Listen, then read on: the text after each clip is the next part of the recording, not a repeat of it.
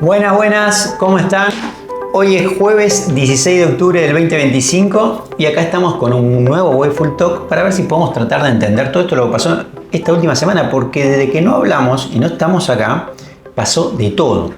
De hecho, veníamos medio como surfeando la cosa, pero esta última semana, evidentemente, el tono del mercado es muy diferente a la última vez que hablamos. Y para eso nos trajimos ni más ni menos que a Martín, para que se haga cargo un poco de este lío. Así que le vamos a dar primero que nada la bienvenida. ¿Cómo estás, Martín? ¿Qué tal, Oscar? ¿Todo bien? Bueno, yo la verdad que estoy como inquieto, porque claro, desde que no hablamos hasta acá pasó, entre otras cosas no menor, el tweet de Trump del viernes pasado, ¿no? Que de alguna manera volvimos a la guerra comercial con China. Sí, efectivamente. Hay más que nada amenazas hoy en día. Se amenaza con una tarifa china del 100%, por encima de lo que ya está. Tranca. Sí, el mercado igualmente está dando por hecho que esto no va a pasar, no va a quedar en el tiempo. Y acá estamos, el mercado está levitando ahí cerca de máximos. De alguna manera Hubo sacudida muy fuerte el viernes. De alguna manera teníamos que estar todo el fin de semana en vilo esperando el tweet de Trump, que después sacó el domingo a las 2 de la tarde diciendo, bueno, en realidad están así. ¿Verdad? Pero Xi no le contestó sino hasta el martes para decirle, nosotros si tenemos que ir hasta la última consecuencia, vamos. Sí, China usando ese tono tan dramático que usa a veces es vamos a pelear hasta la muerte, básicamente. Vamos a pelear. No queremos pelear, pero si hay que pelear, vamos. Y esto se resuelve con el tweet de Besen, que es, como vos siempre decís, el adulto responsable en todo esto. Sí. ¿No? Que de alguna manera Besen salió a decir ayer, bueno, sí, de alguna manera mejoran, porque ¿qué fue? Como que pusieron alguna normativa para dificultar la exportación de tierras raras. Hay dos cosas que están haciendo. Número uno, poniendo normativa específicamente a la exportación de tierras raras. No son restricciones súper duras, pero me parece lo más grave de todo, que por ahí pasa un poco desapercibido, porque es un tema por ahí, no sé si decirlo más complejo, pero por ahí el mercado le suele pasar por el costado. Lo que hizo China fue ponerle tarifas al shipping, a los barcos. Si el barco tiene más del 20% construido en Estados Unidos o tiene más del 20% de accionistas americanos, le pone una tarifa muy importante. Es la forma que encontró China para responder a las tarifas sin tener que ir por partida arancelaria poniendo ítem por ítem, así que directamente lo que hace es atacar el shipping y esto te eleva mucho el valor de todo lo que se mueve por el mar, incluido las tierras raras. Así que en eso estamos, viendo lo que se necesita es que China saque este impuesto lo antes posible y también que afloje un poco con los controles con estos rare earth metals.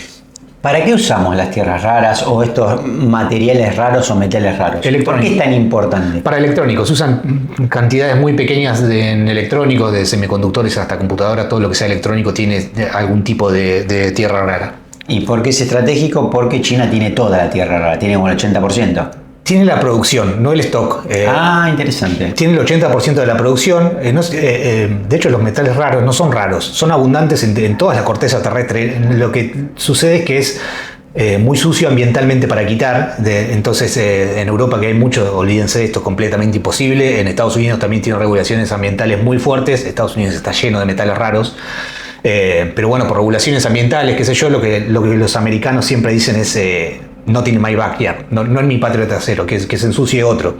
Así que bueno, hay que ver, parece que Estados Unidos está dispuesto a ensuciarse las manos por los materiales raros. De hecho, tomó posición el gobierno americano en varias compañías de materiales raros. Las poquitas que quedaban en Estados Unidos tomó una posición bastante importante. Es decir, Estados Unidos compró empresas privadas. Compró el 10% de stake del paquete accionario en ciertas compañías.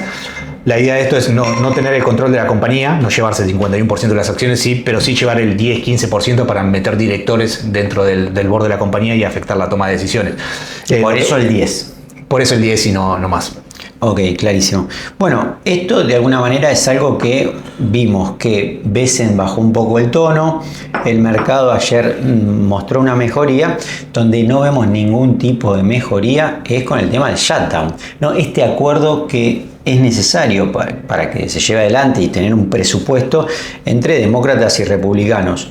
Digo, tuvimos alguna novedad de que un juez suspendió algunos de los despidos de empleados públicos, pero hasta el momento ninguna novedad. Ninguna novedad. Bueno, te puedo decir una novedad. A ver, vamos. Mira este dato. Viste, habíamos charlado que se quedan los militares sin paga. No, eso es tremendo. Pará, no, porque, no, que quiero llamar. Nosotros pensábamos que como ayer era el día de cobro del salario de los militares, y como los militares no hacen broma, esto se terminaba. De hecho, el mercado de apuestas yo había visto que la probabilidad de que esto se resuelva el 15 era mucho más alta. Martín me dijo hoy más temprano, me dijo, no, en realidad lo mejor yo es el 33, pero ahora ni siquiera los militares están cobrando. No, y fíjate lo fuerte que es la situación y lo apremiante. Trump salió a hablar específicamente de este tema del pago a los militares y dijo que un amigo de él, un multimillonario amigo de él, estaba dispuesto a pagar los sueldos de los militares hasta que se resuelva el problema. Excelente. Así que fíjense, esto no va a pasar obviamente por una cantidad de cuestiones legales que me parece a mí que es imposible que esto suceda, pero fíjense lo serio que se toma el asunto. No va a salir dinero del Estado para pagarle a los militares, punto, hasta que no se resuelva esto. Así que un privado se ofreció a pagarle el sueldo a las tropas. Esto digo porque no es menor, porque como lo habíamos hablado en Wayful Talks anteriores, es que por un lado vos tenés el tema de que esto genera una pérdida concreta de dinero, más o menos 2 billones por día, habías dicho. Sí, perdón, y más grave que los militares me parecen los controladores de tráfico aéreo. Sí, eso fue el 14. Tenía el día antes, digo, teníamos que pagarle a los controladores aéreos. Sí, una cosa que vamos a poder ver en la práctica muy claramente, que ya ha pasado en otros shutdowns, es demoras tremendas en los aeropuertos. Si alguno tiene que viajar, cuidado que hay shutdown. Y si alguno anda por algún museo que quiere entrar a algún museo en Washington, ¿no? Tampoco va a tener museo, o sea que esto va a ser... Parques nacionales también, tampoco. Va a ser complicado en este momento hacer turismo en Estados Unidos.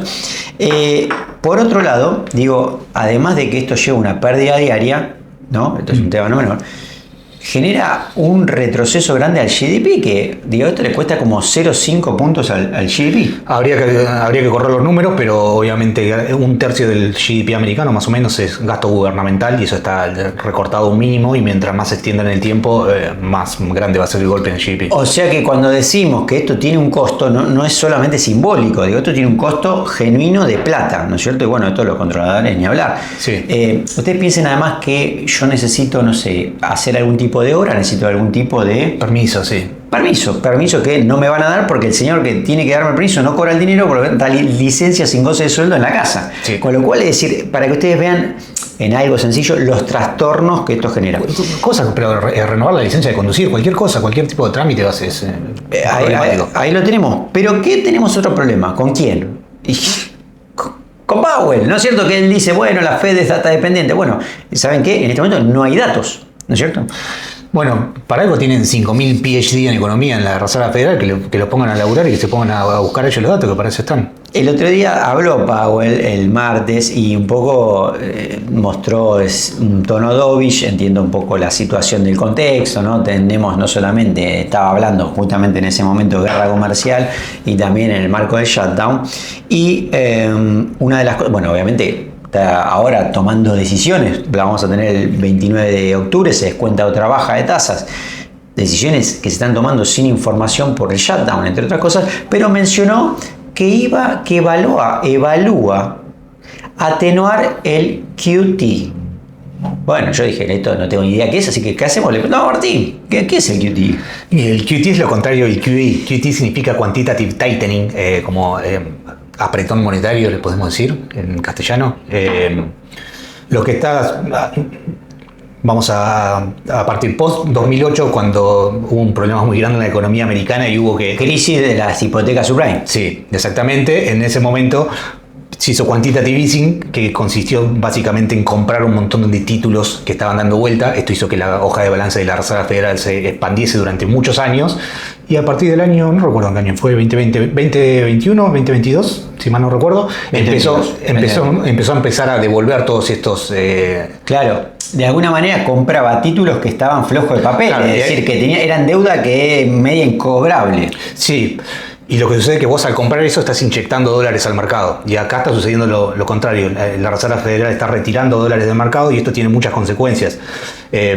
¿Por qué está terminando la Reserva Federal con este programa de tightening? Porque se están viendo, es un poco complejo y técnico, no es para acá, pero en el mercado de liquidez, en el mercado de repos, está completamente seco y el mercado le está pidiendo se nota que está pidiendo liquidez, y si no se la da rápido, puedes tener un problema muy, pero muy importante, así que por esto se está terminando el tightening. Después capaz que vamos a hacer, digamos, un trabajito para explicar un poco los repos, todo, porque ya cada concepto implica un desarrollo, pero bueno, lo que de alguna manera podemos tomar de toda esta información es que de alguna manera esto está mostrando que está aflojando el apretón monetario, ¿no es cierto? Sí. Para ponerlo en un término más llano, sí. De alguna manera esto podría beneficiar de alguna manera que haya más liquidez. Sí. Y más liquidez significa, bueno, dinero un poco más barato. Dinero un poco más barato y cosas moviéndose bien, un poquito más violentamente. Más violentamente. Así que, digamos, esto es lo que sacamos para mí en blanco de la posición de Powell del martes, que me parece que esto sería un poco, para aquellos que siguen los mercados de capitales, sería un poco, me parece, para verlo de buena manera, ¿no es cierto? O sea, dovish, es decir, a favor del mercado. Otro tema que va en contra, digamos, por el otro lado, es el tema del petróleo, que lo vemos abajo de 58, 57, 67. De alguna manera esto podría ayudar a la inflación, pero por el otro lado, a nivel estratégico y geopolítico, es un problemón. Es un problemón. Lo que está sucediendo es, desde que Estados Unidos se puso a sacar petróleo fuerte en el año 2000, con toda la revolución del shale y demás, el Permian Basin, lo que sería el vaca muerta norteamericano, fue una revolución total para los Estados Unidos. Pasó de ser un consumidor neto de petróleo a ser un exportador neto de petróleo, el mayor productor de petróleo del mundo. Por ahí se piensa que Arabia Saudita es el mayor productor de petróleo del mundo. Tremendo eso. No, es Estados Unidos el mayor Tremendo. Con bastante diferencia. Te diría que está sacando más o menos un 40% más de petróleo de Estados Unidos que Arabia Saudita. Este participante nuevo que ha aparecido en el mercado de petróleo desde el año 2000, que antes no existía, hizo que se quedara con un montón de mercados que antes los tenía Medio Oriente, básicamente. Medio Oriente juega un juego más a largo plazo, puede esperar. Entonces lo que dijeron fue, bueno, vamos a esperar, los datos son clarísimos, no era mucha la cantidad de petróleo que Estados Unidos tiene. Tengan en cuenta, es el primer consumidor del mundo, el primer exportador del mundo, el primer importador del mundo, y sus reservas son las número 13 del mundo. Así que es mucho lo que saca para la cantidad de reservas que tiene. Y esto, la consecuencia es básicamente que se están quedando sin petróleo y van a perder todos estos mercados que habían recuperado. Lo que está intentando hacer la OPEC, me parece a mí, es inundar un poco el mercado de petróleo, hacer que baje el precio y hacer que las petroleras americanas ya piensen dos veces antes de volver a invertir en el Permian Basin, a volver a sacar petróleo de vuelta. El petróleo requiere inversión constante. Sobre todo este petróleo que es sacado de las piedras. Es sacado de las piedras, básicamente estás apretando y sacudiendo petróleo que está entre las vetas de la piedra o entre la arena.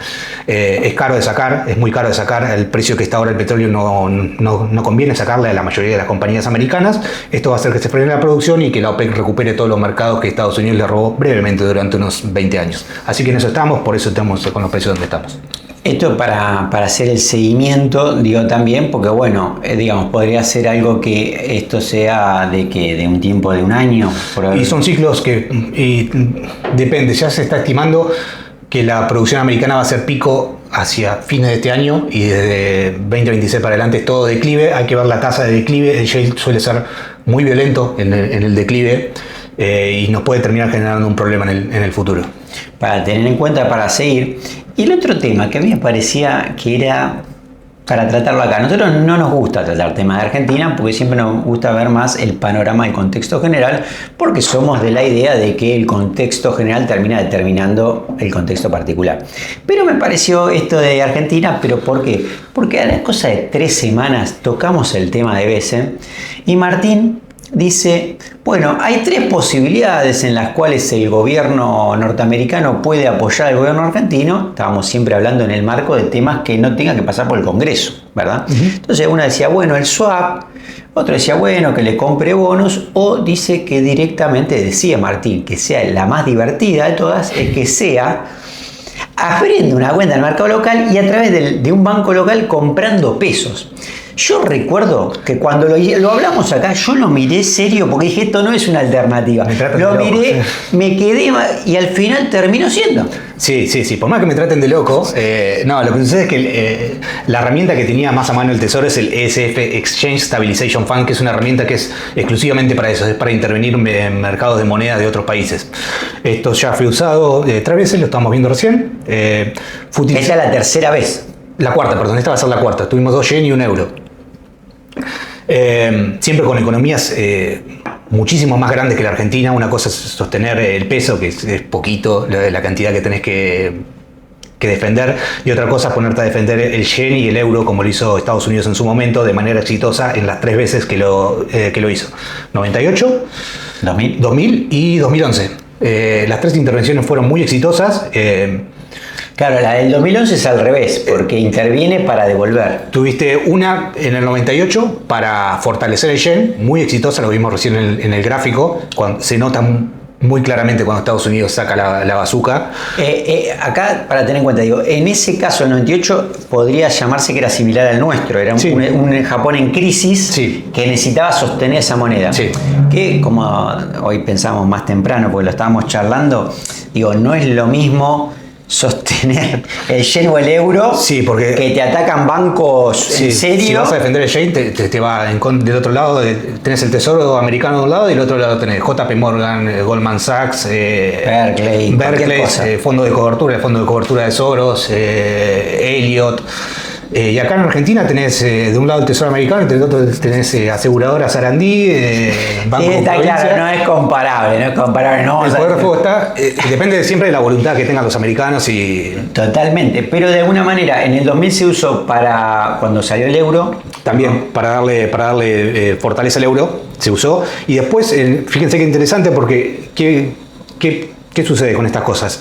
El gobierno americano está comprando moneda extranjera, la mete en una caja, digamos, en una hoja de balance, no le hace mark to market, o sea, no le pone precio ni nada, y eso queda ahí para siempre, hasta que se vuelva a necesitar, o lo que sea. En el caso japonés, en el 98 compró yenes, y en el 2011 agarró todos esos yenes que había comprado y los vendió por pedido de Japón, porque necesitaba devaluar un poco la moneda, según ellos, para ser un poco más competitivo, así que usó los yenes que ya había comprado en el 98. Ahora, ¿cuánto más o menos fue la devaluación? Porque no fue de 5 o 10%, fue una devaluación... Lo partió como 60%.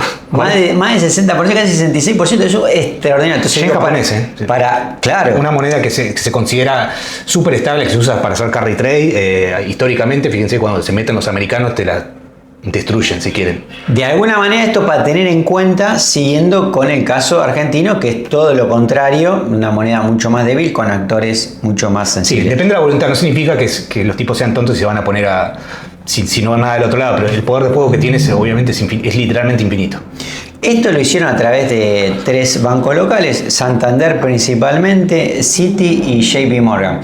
Ahora digo, ¿cómo es? ¿Tiene una cuenta? ¿Cómo es el proceso? ¿Tiene una cuenta del gobierno de Estados Unidos? Exactamente, hay una cuenta... ¿Como la que tenemos nosotros? Sí, va a tener otra característica, pero es básicamente lo mismo. Es una cuenta que opera cuenta y orden del Tesoro americano, la tienen en estos bancos. Nos reíamos mucho, decíamos cómo será el proceso de compliance para abrir una cuenta de esas. No, y además, cuando le preguntan el origen ilícito de fondo, ¿dónde sacó el dinero? Y el tipo te dice, yo lo imprimí. Yo lo imprimí, básicamente. Claro. Así que me parece como muy bueno. Lo habíamos mencionado acá, lo había mencionado Martín, yo lo miré mal, digamos, después terminó toda una discusión terrible, pero de alguna manera terminó ocurriendo. Y esto no terminó siendo de 20. Después, además del swap, son 20 y 20. Hay otros 20 que podrían ser privados.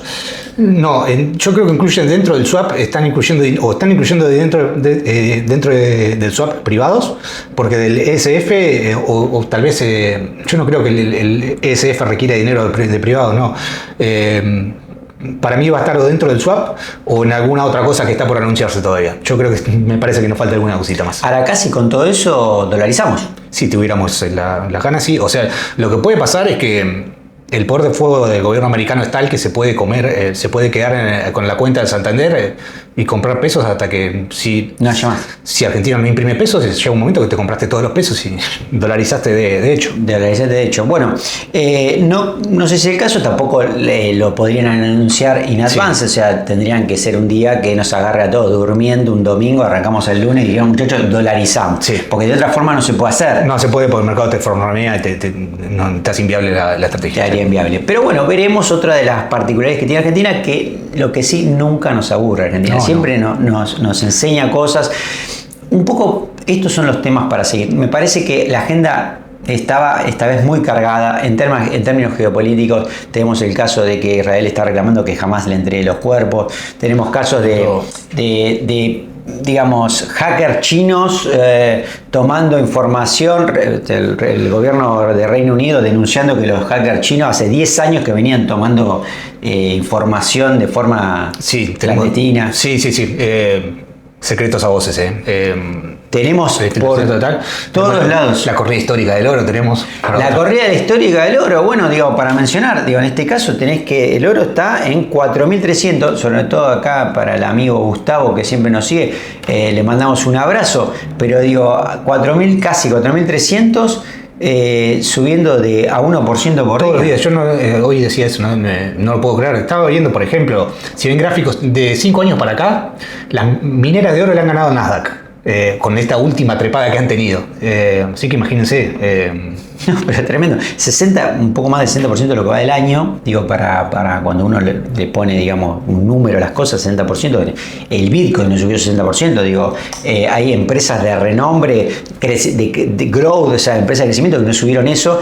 Y es un activo muy grande, son muchos trillones de dólares en capitalización de mercado. Para poder mover el mercado se necesita un poder de fuego que probablemente no sean privados, quizás son reservas centrales. Vos mencionás el caso de China. Sí, hay mucho ruido. Yo lo que estuve viendo, el ritmo al cual están comprando los bancos centrales no cambió, pero ¿qué pasa? Como es un stock, es distinto al petróleo, que es un flujo que entra constantemente al mercado. Acá es el mismo oro que usaba, que tenía Barbarroja en sus cofres, es el mismo oro que vos tenés puesto en una alianza. Entonces es un stock que vos es como picar. La inflación anual del oro es más o menos 1.8, es decir, no es que estamos creando oro y digamos. Y si los mercados compran a un ritmo mayor a 1.8%, se empiezan a bajar los inventarios y llega un momento que el precio se tiene que ajustar violentamente y que pareciera ser lo que está pasando. Que de tanto comerte inventarios así de a poquito, de consumir más que este 1% que producimos, se bajaron todos los inventarios y el precio te ajustó brutalmente. Eso por un lado, después es para otra charla, después un poco más larga, pero Shanghái está intentando convertirse en una plaza para donde se trance oro, que deje de ser Suiza y Reino Unido, y ha comprado mucho oro para eso. Esa también puede ser otra de las grandes explicaciones, o algo que no estamos viendo. Pre-discovery, como se dice, puedes tener mucha demanda ahora por ETF. Yo no creo que sea suficiente para mover el precio, pero puedes tener mucho por ese lado. Puedes tener mucho vendido en descubierto. Eso también puede ser otra de las historias. Pero de alguna manera le dejamos todos estos temas acá. Me parece que fue lo más importante. Muchos datos para seguir, para lo que queda no hay. Veremos semana que viene si se soluciona este tema del shutdown, la guerra comercial, me parece que son los temas, y estaremos hasta acá, hasta el 29, viendo qué hace la Reserva Federal. Fuera de esto, le deseamos lo mejor para que quede. Por supuesto que tengan un fin de semana increíble y seguimos la semana que viene con más noticias importantes del mercado. Un gran abrazo.